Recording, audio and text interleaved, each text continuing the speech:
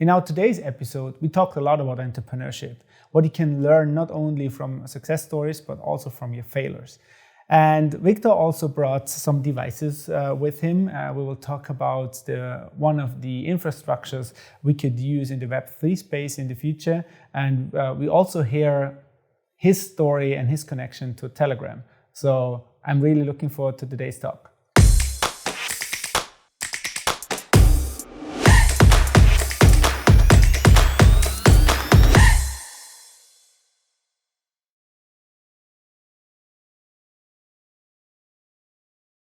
Welcome to Coffee from the Block from the House of Blockchain in Liechtenstein.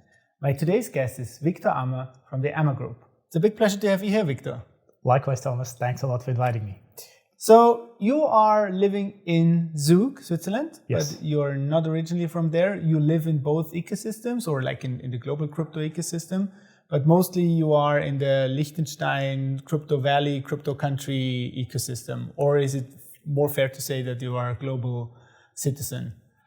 Well, I think I'm European by my values, right? I might say that I have a global view on crypto, on blockchain matters.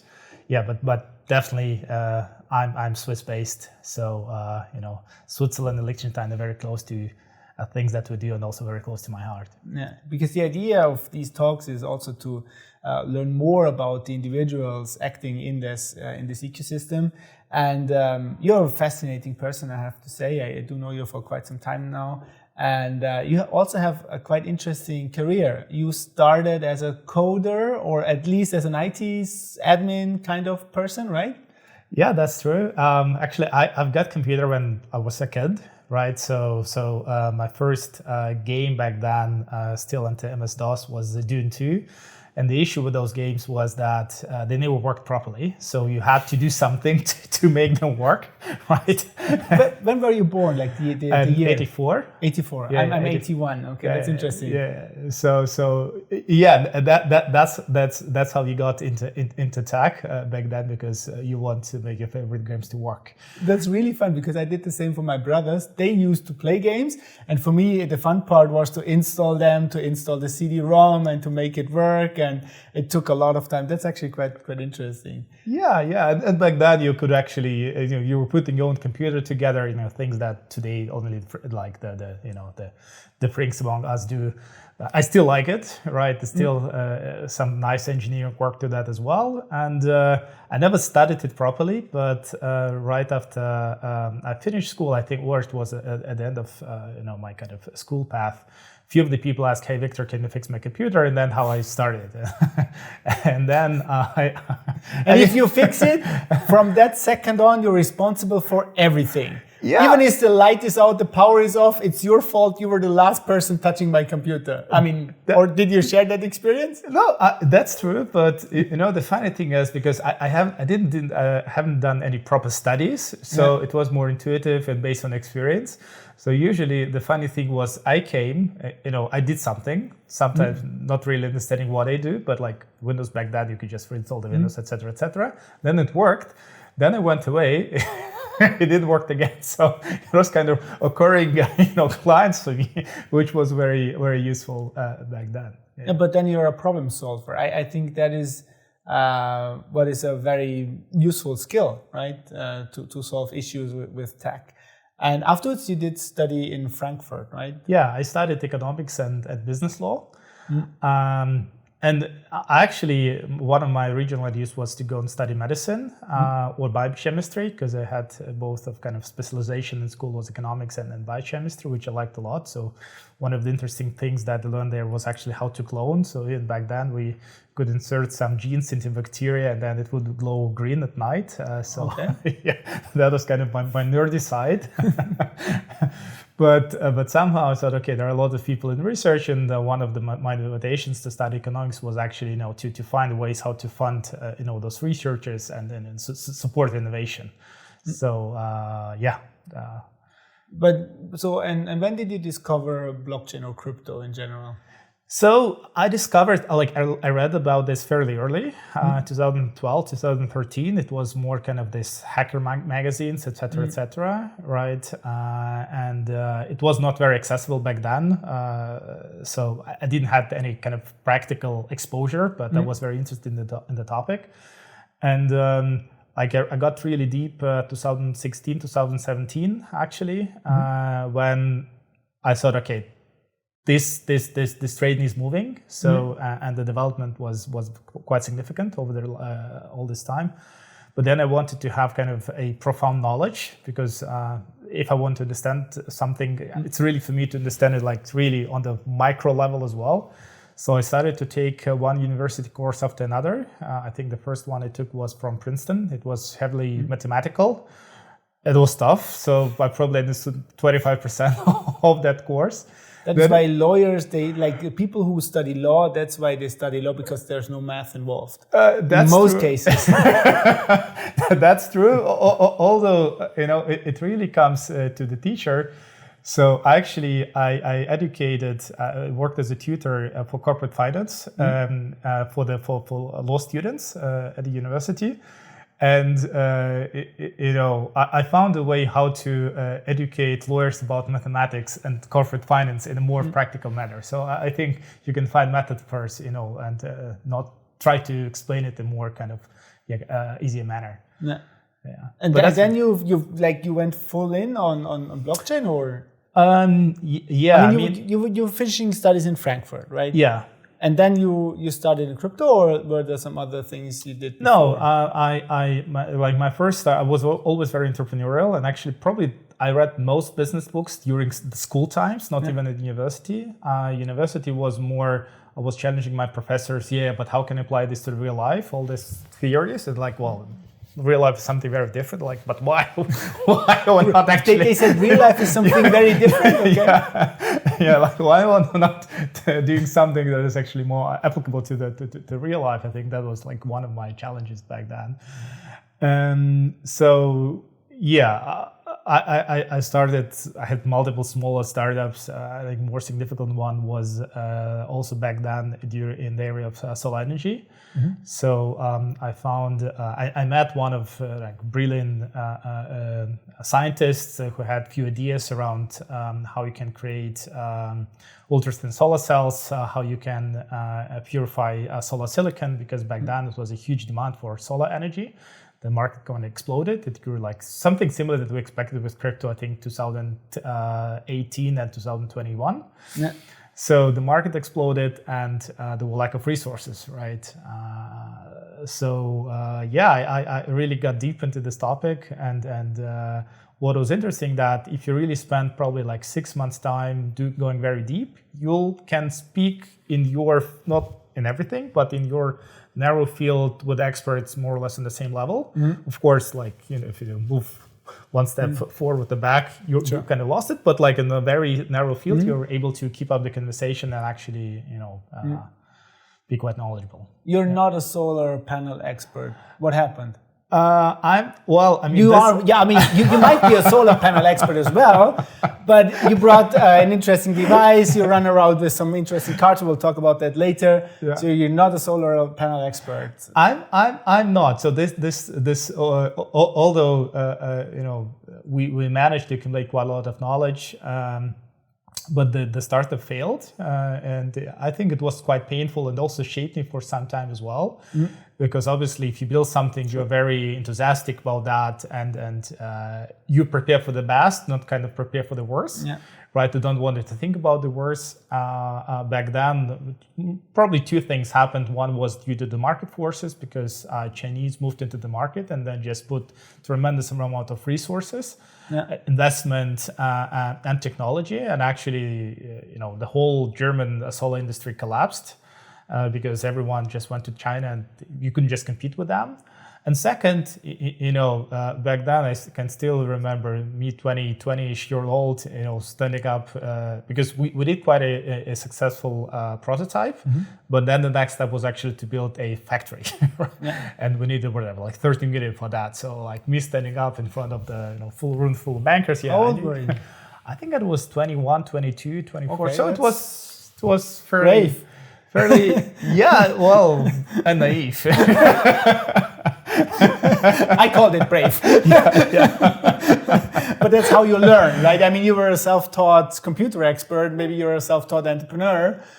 Like you learn it along the way, right? Yeah. Well, I mean, I think the only way to learn entrepreneurship is actually to do something. You can learn a lot about few individual things, but essentially it's all about taking risk, having a vision for the future, maybe a different picture picturing the different world that we live in today, and going there, building that. So, and some are just maybe do that from just out of whatever curiosity. Some of the do just out of naivety. Sometimes it's all of that combined, and some are kind of natural born talents. And others just need time. And I found out that in my case, many things that I do, I just need time. But this time, this accumulates actually. That's I experienced exactly the same when I first started to build up a tech company. That first you approach and you are very naive and you think, okay, like you just sort something out, then it doesn't. Then you have problems, then you solve them, and then. But isn't it also fair to say that a part of the success story of like almost every startup is that these young entrepreneurs, they are kind of, I don't want to call it naive, but they don't know what kind of efforts it will take, of course, what kind of challenges they have to overcome, because otherwise they would never actually start, right? But if you have the passion, and if you have this vision, as you said, and you want to dedicate your full energy and life into something, then you will make everything and anything possible to be that for that startup to be a success, right? Yeah, and even then you can fail. Sure, and even then you can fail, right? And that is actually something where the Europeans are quite different from the folks in America, right? Where failure is an option. It's part of the game. It's in the gene code, so to say, in a lot of regions. Whereas in Europe, we don't have that startup culture. It's still a challenge if you fail big time in Europe, because people might blame you afterwards. And I think it's for sure we will have to have rules how you fail, right? And if you fail properly and if you follow the rules, that should be part of the game, right? And we know out of 10 startups, 9 will fail. So yeah, but getting to this topic, I agree, but and that's why I admire Americans. That, like, if you think, what is America as a country? So you had entrepreneurs, risk takers, whatever, very naive persons who in whatever 18th, 1900, just century, went to the ship and went somewhere across the ocean into the blue. Back then. Right now we can jump the plane, and still a lot of people struggle to travel. Back then, so of course the people kind of by their DNA were very different. And then part of that, who settled Mayfair, etc., loaded the wagons and then traveled across the whole country, to California for the better life, because of gold rush, whatever, right? So of course, I mean, the stories that they grew up upon are very different than the stories that we grew up upon. You have entrepreneurs in Europe, but also and even, let's say, Germany and Switzerland, because I know them both are very different in this regard. I think despite the image, Switzerland is much more innovative and much more open to risk taking, even than Germany. And it's not about failure, not only about failure. It's also part of I think we in Europe, we're still are very shaped by this kind of images of big corporations, something that was there maybe 100 years from now, whatever. So it's very, people are very proud to work for a big company rather than maybe have a barbershop and maybe make 10 times more money, right, than the one. So it's a cultural thing, right? It is like, you speak of that it's very normal in Switzerland. And let me ask you a question. Is this true for the crypto bubble we are living in? Or do you think that's true for the whole economy of Switzerland? again, I could compare like Switzerland and Germany the most because those are the three economies that I know the best, right? And I think it also applies to other countries as well. And like Liechtenstein is probably also part of the similar culture. Even our prime minister recently said in a TV interview that we run our country in a very entrepreneurial way. Yeah, I mean, openness. Partly because of probably lack of natural resources, right? Or let's say, of course, if you have oil, et cetera, you build your strategy in a different manner. Part of and what I like, I'm a big fan of competition. And for example, what I like in the Swiss system is competition among all levels between, municipalities, between cantons, et cetera, et cetera. It's a fair competition, but it's a competition, right? It's an open competition, but this is also what makes it great. And I think only through competition you can actually create better services, better products, et cetera, et cetera. So part of I think this is also quite significant that people go from the government to the private sector, from the private sector to the government. I think this is also very helpful because basically you build up different skills. I'm a not big fan of this kind of, people who spend all their life with government services and they know that they're not, even if they would like to try some things out in the private sector, they're kind of afraid that they will lose this kind of status. It can be applied to good, but I think every government or every governmental structure is built in a way to preserve the status quo, right? So it's very hard for them to innovate, right? Because it's always risk. Innovation is always risk. It's always risk, and that's also the incentive model for regulators, right? That's why it's so important that FINMA in Switzerland or FMA in Liechtenstein that they have like this profound knowledge of these topics, right? That's the only way how they actually are able to also allow for solutions in a very new area. And crypto was a completely new area when Switzerland started with the first projects, right? And Liechtenstein followed afterwards. It was not very clear. There was no clear regulation out. And if you then have an incentive model, and as you said, as a government official or as an employee of a regulator, you are not incentivized if you allow things, because the best thing which could happen is that it doesn't end up bad. But if it ends up bad, it puts bad reputation not only on the authority, but maybe also on the country.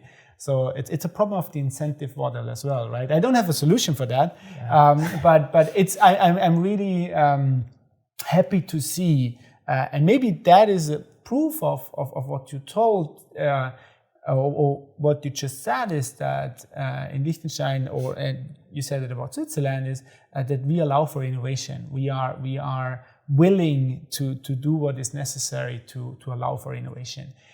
You afterwards, after your studies, you did one company which is quite famous. You worked for Telegram, right?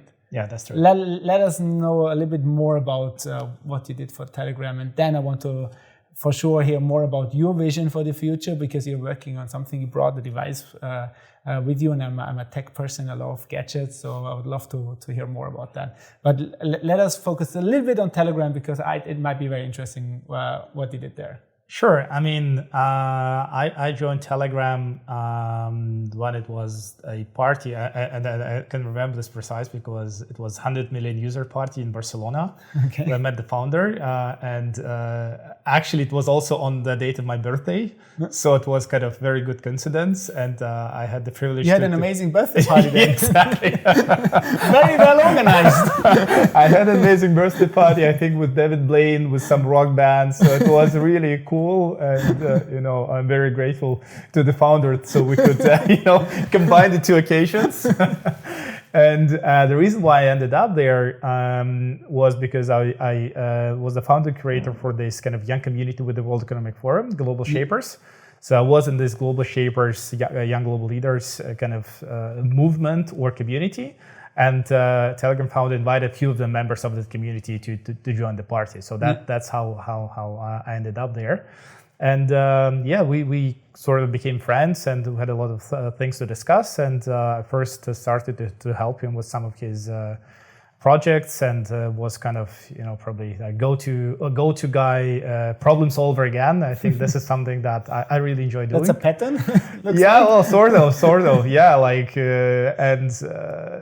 Telegram is also very competitive. It's actually very hard to get in there. So one of the ways how they select, team members, specifically in the development, is they have a lot of competitions, and only the winners of the national-wide competitions have a chance to join the team. It's not a guarantee, but at least it's a chance, right? So I think my competition was around, no one could solve it for me. Having birthday on the 100 million user party. sort of. And, one of the challenges back then was, we had some ideas around, ICOs, so private placement, back then, and that was also one of the reasons why I came to Switzerland and more often, because Switzerland back then, 2017, was sort of a hub, around blockchain, around Zug, especially around crypto. And there were a lot of people who came and who started a project out of Switzerland, and there was very vibrant community. Yeah. Nice. And you have a vision for the future. It has something to do, obviously, with blockchain. Let us know more about that. Yeah, I mean, there are two views on crypto and blockchain. I probably am part of the less popular view. The more popular view is crypto is an asset class, and you can invest in it. And Bitcoin has a scarcity, etc., etc. It also has some sort of mathematical beauty in it as well. If you read the original white paper, the way it's built. It definitely has a brand value as well, right? So I do believe that Bitcoin is an asset class, but there is another view that crypto actually can be used for something useful, right? Apart of just investing in it. It's way less popular if you actually look at that. And you don't see a lot of use cases how blockchain can actually, real life use cases that are widely adopted. How crypto can actually improve lives and make things more cost efficient, et cetera, et cetera, et cetera. But this is the view that I support, and so we're building a Web3 payment network. Something that blockchain allows you ownership. If you look at currency or money, you have it with cash, because cash you can put in your pocket and it's yours. If you have money with a bank, there's nothing wrong about that. Specifically in developed part of Europe, there is much more issues with that in emerging countries or with the unbanked community, etc., etc. But basically, the alternative to that, something that we use in daily life, we just put the money to the bank. Obviously, nothing wrong with that. If you can have a healthy financial system, if you have banks that are reputable, etc., etc. If they're not Silicon Valley Bank or Credit Suisse or whatever, right? So even the well-developed economies, we do experience bank failures, and specifically in the Silicon Valley Bank, as a system-relevant bank for the startups. A lot of startups that I know had really struggles this kind of short period of time when it was not clear whether that they will have a bailout or not. Yeah. Because suddenly you realize you had money before, but now it's gone. So that's interesting. What you're working on is a self-custody-based payment infrastructure. And you brought, you have to show me that device. Yeah, I'm a tech guy. I want to see it. But what you actually, what you're working on is one of these point of sales terminals. That's what they call them, right? And the difference is that in the normal use case, you put a credit card on it or something, and then you have an intermediary, and then that's how this kind of payment works. But you're working on a solution where I have a self-custody hardware wallet in the form of looks like a normal traditional bank card, and you can use it to pay peer-to-peer directly with these kind of terminals. And I think, just to understand that a little bit better, when even like Liechtenstein announced, the Prime Minister of Liechtenstein announced that they are going to accept Bitcoin as means of payment, what they actually do is you can pay at the point of sale. They will issue the QR code, and then you can actually transfer Bitcoin to that address. In the background, it's an intermediary which will then change the Bitcoin to Swiss franc and wire it to the government. That's the same system as we have it with a kind of different method, right? But what you're working on is really truly peer-to-peer, self-custody based transactions. How would that work? Like if I would be a merchant, what would I have to do? Is if I want to sell you a cappuccino, how would you pay with that cappuccino? Yeah, so something that we put a kind of as a focus at the center of the product or of the product ecosystem is actually simplifying how people could transact with digital assets, right? Because blockchain is great, but blockchain is sort of back-end technology. You don't really face blockchain, right, in a daily life, and you shouldn't probably. It's a protocol layer. And one of the issues that we faced and a lot of other people face that it's fairly complex to transact, right? So you have to have sophisticated knowledge, even to use MetaMask or one of the hardware wallets. So we wanted to build something that is super easy that everyone could use. And one of the ways to do that would to take a form factor that everyone gets. And like everyone gets how to use a card, right? So one of the other important points to us was actually also not to compromise security. Right, so you have to have something that is fairly convenient, easy to use, but you also have to have security because specifically in the self-custody use case, wallet case, there is no one whom you can call and say, hey, I made a wrong transfer, or maybe just I forgot my PIN code, etc., etc.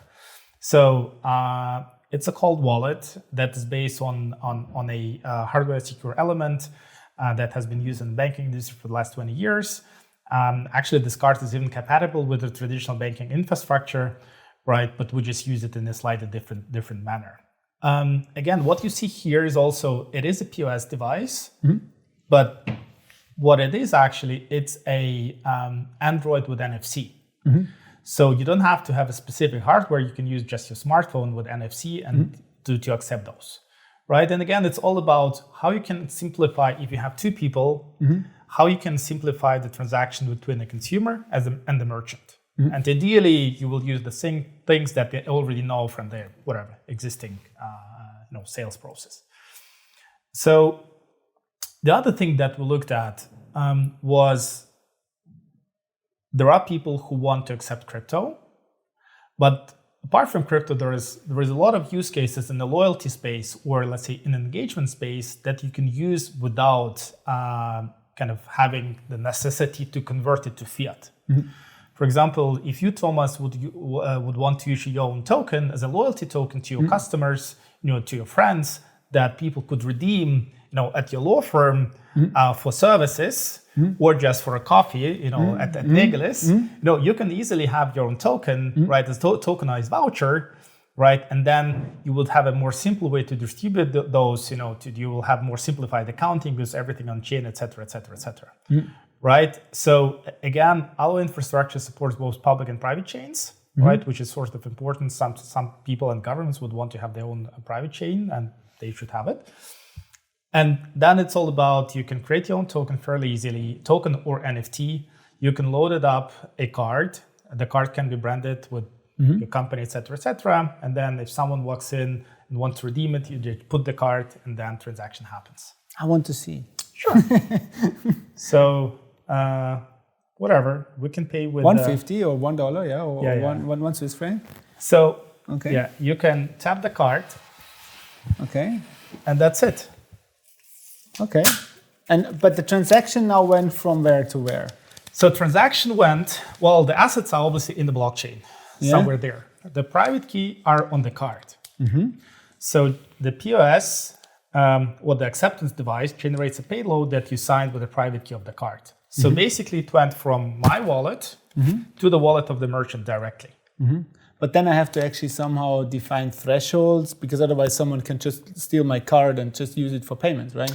It's the same. So we apply the same principles that are applicable to Visa and MasterCard, right? So you as a consumer can set up threshold and say, okay, below 40 francs or whatever. So you can set up the threshold the way you want. Above 100, et cetera, et cetera.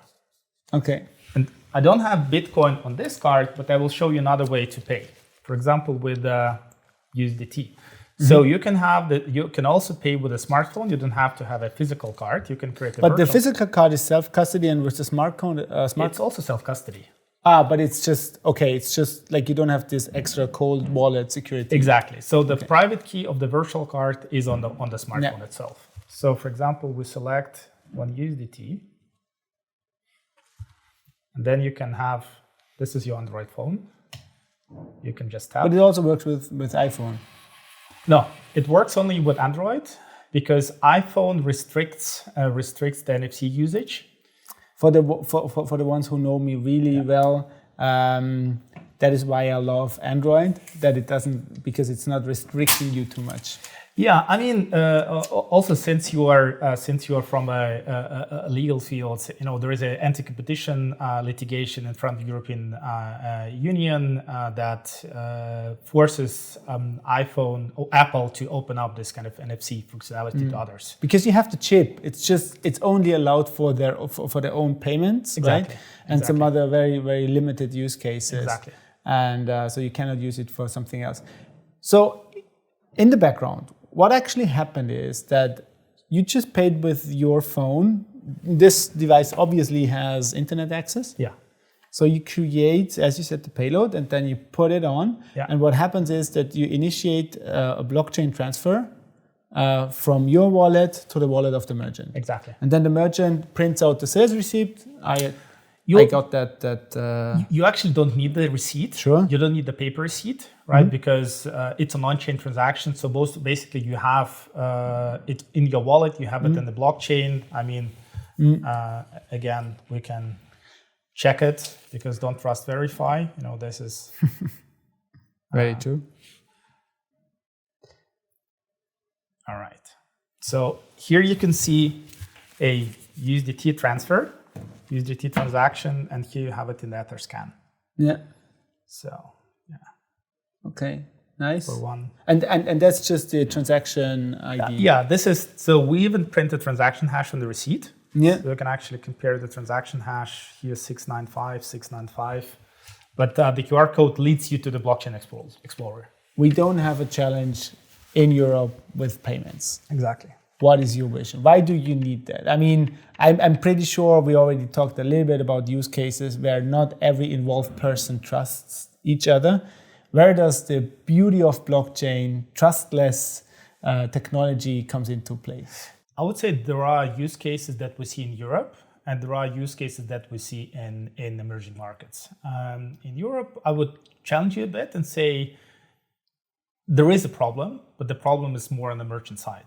Right. So, of course, if you ask the merchants if they're lucky to pay 2 to 4% acquiring fees from their revenue, they will say no. so of course. So it's not a problem. It's just too expensive. Yeah, I mean, it is too expensive, and I would say it does not add any additional value. With consumers who want to have experiences. And just paying with Visa, Apple Pay, et cetera, is a nice experience, but we could have more, right? And that's what you see in the whole loyalty space, right? So for example, every time you would pay, you would receive an NFT of the place that you go to. And because you could completely automate that, right? Exactly. Or every time you pay, you receive a loyalty token of the place. Right? Or every time you go, you collect a POAP, and then et cetera. Something that people do with the stamps, but you can just do this in a more digital manner, which consumes less paper. It's also more environmentally friendly, but also there is less fraud. There is less, accounting issues, collecting all those, et cetera. And of course, if you're a bigger company, you can easily have a loyalty system designed just for you. But if you're a small coffee shop around the corner, it's just way too expensive. Yeah, and because you otherwise either the coffee shop takes notes, or they rely on the easy to fake stamps and stuff, right? So Exactly. So blockchain here actually simplifies all that and democratizes access to this sort of infrastructure.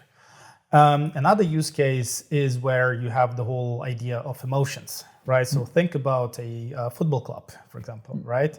So you as a fan, you have this emotional connection to your club. And if you will be able to pay with your fan tokens, for a beer in a bar or at the stadium, you would feel that you support the club, etc. You will be more emotionally engaged. Specifically, since it's all on chain, you can automate. 1% goes to for the support of the young players. 1% goes to the support of the whatever, etc., etc., etc. Right? So you can build up experiences that are not capable to build up in the traditional, let's say, Web 1, Web 2 payment infrastructure. Of course, the bigger problems are, of course, in the emerging markets. You still have 2.5 billion people unbanked. You still have 1 billion people, without governmental issued IDs, and you probably have like half a world population that makes less than $5 a day. So for a lot of those, they're either unbanked or underbanked, not because the banks are bad, but because in many cases the banks. That doesn't make any economical sense for the banks to bank those societies. There is no way how a regulated institution can actually make money with this sort of clientele. And specifically, they could be supported by the government. But again, if you look at the regions, also the government is sort of tight on resources. So here we can create some sort of digital cash and support those unbanked communities, help them transact in a digital manner.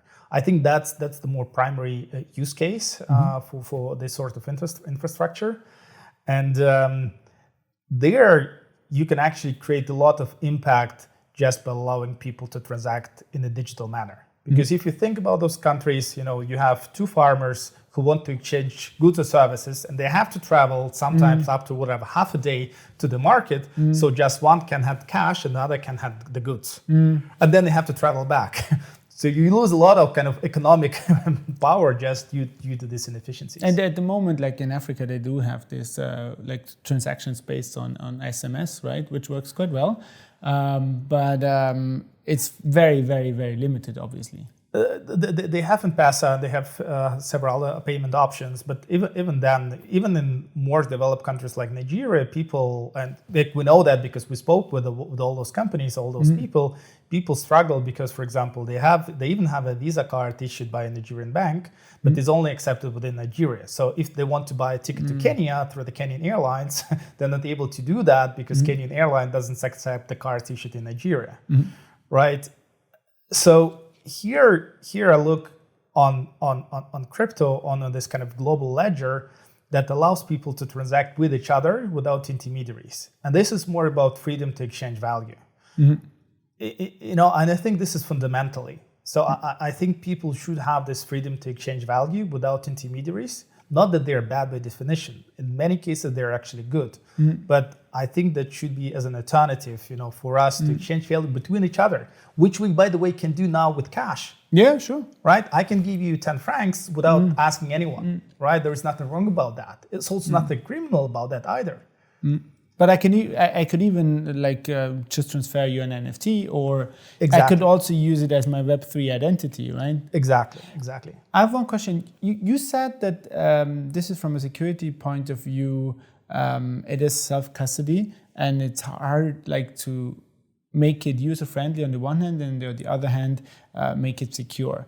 So, but this is also kind of a compromise, right? Is it? I mean, how do you set up, what if I lose this card? Is the crypto, is the keys then gone? Or is there any possibility how I can recover it? Did you think about these kind of questions? Of course, and this is a very large and vivid debate. Also internally, specifically if you look at all the companies that fail to do that properly and communicate with their users properly. And from the security standpoint, the best way to do it is not to allow the private expert at all, right? So this is the most secure way to do that. We decided that this is important to allow the users to back it up, right? So they have several ways how they can do that. They can either export the private key themselves and then back it up and whatever, put it on paper, etc., etc. Debatable if this is more secure version or not. We also now offer the way to encrypt the private key and then back it up in your cloud storage, right? So again, it's your personal cloud storage, iCloud or Google Pay, etc., or Google Drive. you're able to encrypt it with your own password and then store it there. It's a more user-friendly option, right? And the possibility that someone will hack your personal cloud storage and your personal password, ideally they're not the same, right? is quite low. Also, what is important for us, we want to make this as accessible as possible, right? We really want everyone to have a wallet, to begin with. And from our experience, the hackers, they usually go after the wallets they have that have larger amounts of crypto, right? So the more distributed you build it out, the more hard is that to hack. So that's more of your personal wallet in the traditional way where you store your cash, and it's not to store your pension on it, or? You can store your pension. From the security perspective, it's a cold wallet, it's a hardware wallet, it's offline, so you kind of take one of the main issues attack vectors.